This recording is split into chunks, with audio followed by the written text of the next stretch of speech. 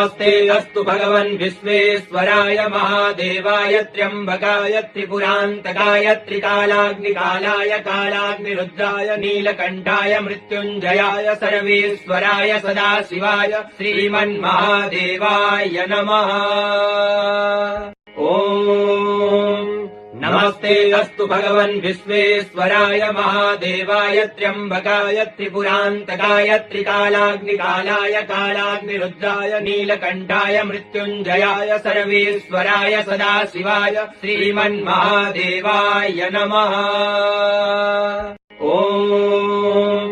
नमस्ते अस्तु भगवन् विश्वेश्वराय महादेवाय त्र्यम्बकाय त्रिपुरान्तकाय त्रिकालाग्निकालाय कालाग्निरुद्राय नीलकण्ठाय मृत्युञ्जयाय सर्वेश्वराय सदाशिवाय श्रीमन्महादेवाय नमः।